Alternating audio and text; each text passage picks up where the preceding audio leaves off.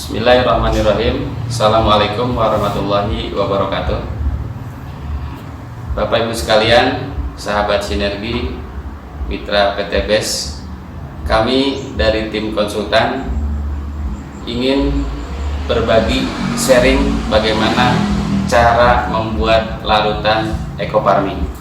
Seperti yang kita saksikan di depan saya, ada 3 jenis larutan yang akan kita campurkan ke dalam ekofarming. Yang pertama, ini larutan air tetes tebu atau istilah lain molase. Yang kedua, air kelapa, dan yang ketiga, air mineral biasa. Ketiga jenis pelarut ini memiliki beberapa spesifikasi.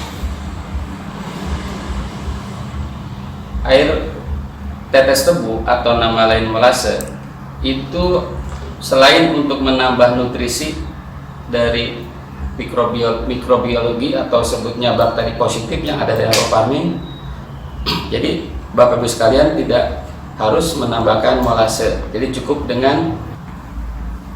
Dan yang berikutnya ini larutan kelapa. Larutan kelapa ini selain sebagai pelarut juga memiliki spesifikasi lain, yaitu bisa menambah daya maksimal daripada larutan biofarming karena di dalamnya banyak nutrisi atau mineral yang ada dalam kandungan air kelapa itu sendiri. Dan yang ketiga itu air biasa. Ini yang sudah umum dilakukan oleh Bapak Ibu sekalian dalam melarutkan ekofarming. Namun di sini untuk air biasa tidak ada kelebihan lain sebatas hanya pelarut. Kita perhatikan, ini sambil contoh untuk ekofarming yang akan kita larutkan. Ini bentuknya, kita buka. Boleh berdiri nih. Nah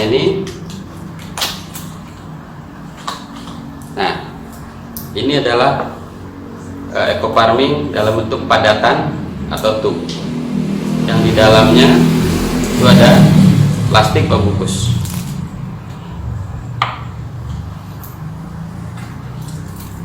Ternyata di dalam tub ini juga dalam kemasan ada buku petunjuk untuk penggunaannya, baik kebutuhan jenis tanaman maupun dosis standar yang ada dalam brosur ini. Kita buka lagi.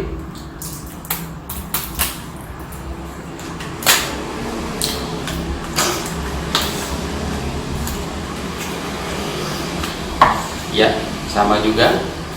Kita perhatikan ada pembungkus plastik dan lembab ya. Tutup lagi. Juga di dalamnya dilengkapi dengan sama seperti tadi brosur itu. Nah, nanti ini dalam proses penghitungan dosis ini sangat bermanfaat.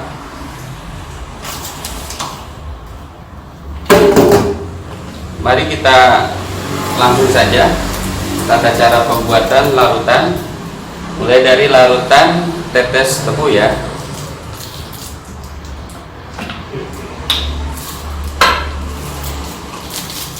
Kita buka plastiknya atau bisa diremas dulu di sini supaya lebih mudah dalam pelarutan dan tangan juga tidak kotor. Dan kenapa di dalam plastiknya? Ini satu alasan supaya tangan kita barangkali kalau yang masih belum disterilkan bisa menunjukkan kontaminasi. Ini maaf contohnya tidak pakai alat sarung tangan, tapi sengaja saya supaya lebih steril, jadi ditemukannya di dalam plastiknya saja. Kita masukkan.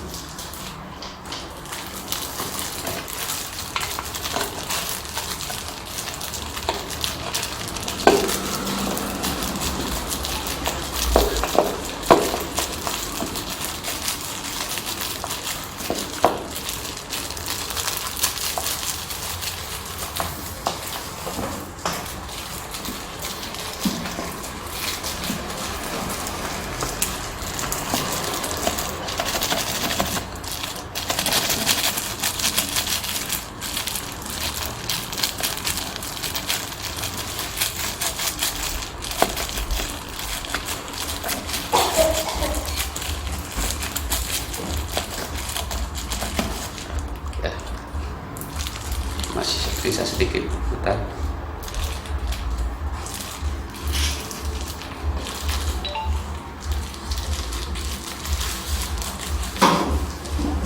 Ya, ini larut ekoparmin yang sudah dihancurkan dan dimasukkan ke wadah yang akan kita jadikan biang ekoparmin. Selanjutnya kita campurkan molase atau air es tebu ini menjadi pelarut.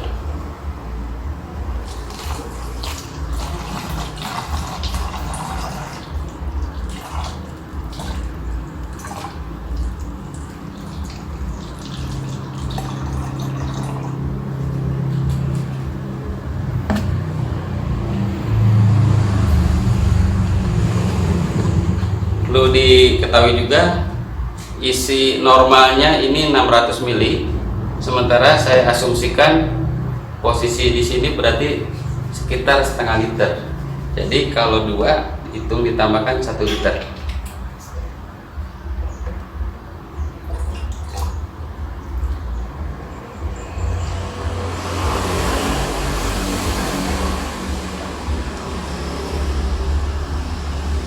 Larutan dari air kelapa.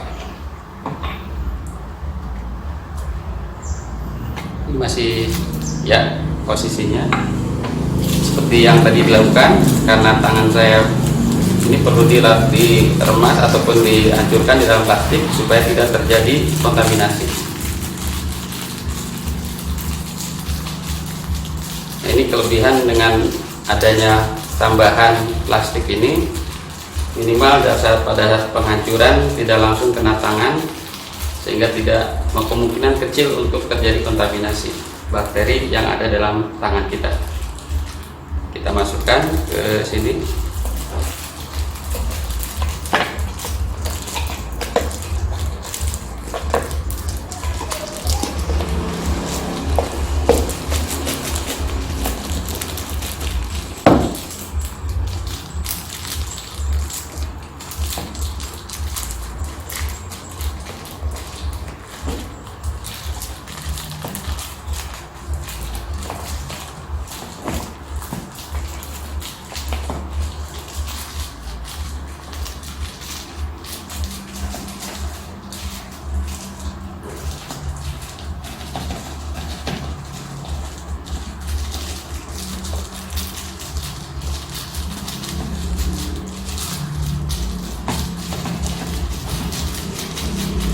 Memang karena lengket jadi agak lumayan untuk memasukkannya, tapi nggak masalah, yang penting bisa masuk semuanya dengan ukuran yang sama. Kita tutup.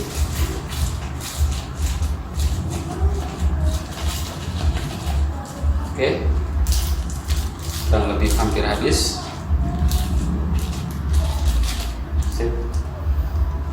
Kemudian ini hasil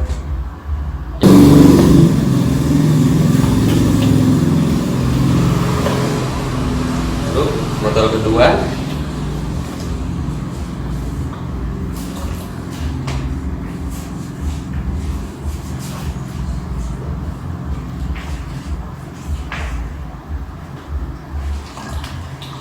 Kita petak sedikit supaya ampas bisa langsung masuk. Ya, gitu. Selesai untuk pembuatan larutan biang ekoparmin dengan bahan pelarut air kelapa, dan proses penutupan harus rapat juga, kemudian diaduk. Ini hasil yang sudah jadi biang ekoparmin dengan pelarut air kelapa. Kita lanjut berikutnya untuk pelarutan dengan air mineral atau air biasa. Air biasa kita hancurkan dulu supaya lebih memudahkan.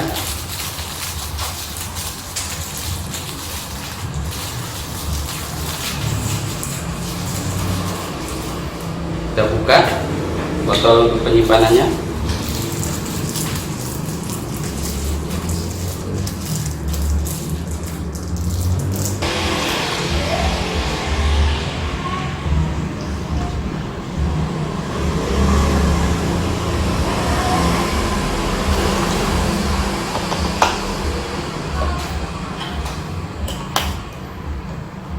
kedua.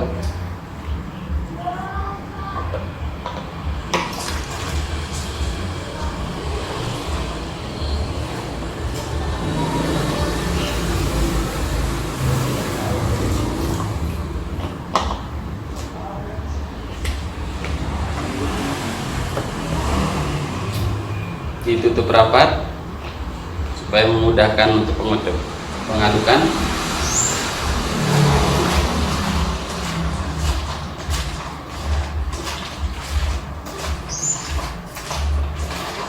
Inilah larutannya sudah jadi dengan pelarut air mineral biasa.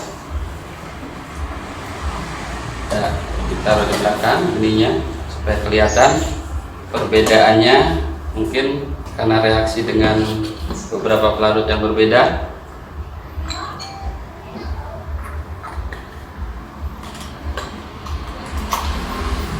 Nah, ini kita susun dulu supaya kelihatan lebih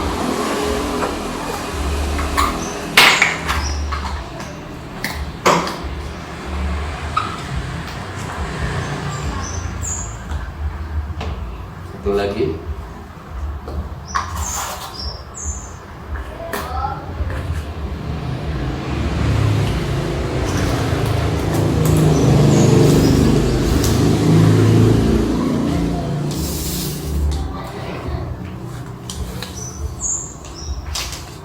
Inilah hasil dari pelarutan Coparmin dengan 3 jenis pelarutan,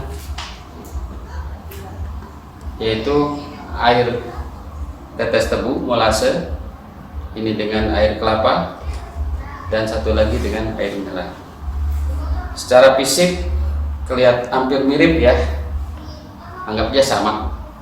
Tapi yang membedakan nanti hasil dari pelarutan ini tentunya akan memiliki efek yang berbeda-beda. Yang pertama, ini jelas dengan molase kita tidak perlu lagi menambahkan molase untuk dalam waktu penyimpanan yang lebih lama. Yang kedua, ini juga sudah mengandung mineral, bahkan ya air kelapa itu juga di dalamnya ada glukosa. Jadi ini sudah tidak perlu lagi ditambahkan molase atau nutrisi mikroorganisme. Yang ini yang terakhir, ini mesti ditambahkan molase kalau disimpan lama.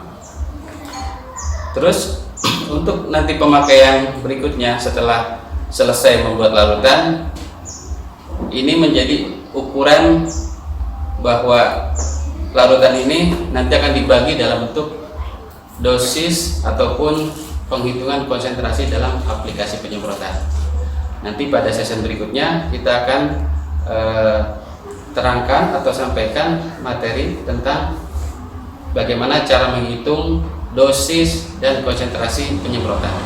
Demikianlah untuk sesi ini kita akhiri, bahwa dengan Ecoparmin insya Allah kita siapkan larutannya, tinggal aplikasi, mudah-mudahan bisa akan lebih bermanfaat untuk petani, khususnya solusi buat petani.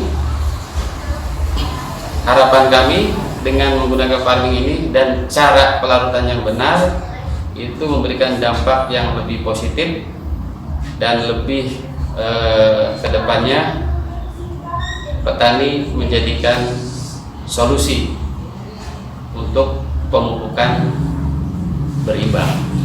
Demikianlah beberapa yang bisa kami sajikan. Semoga bermanfaat. Salam sinergi, go berkah, no riba. Assalamualaikum warahmatullahi wabarakatuh.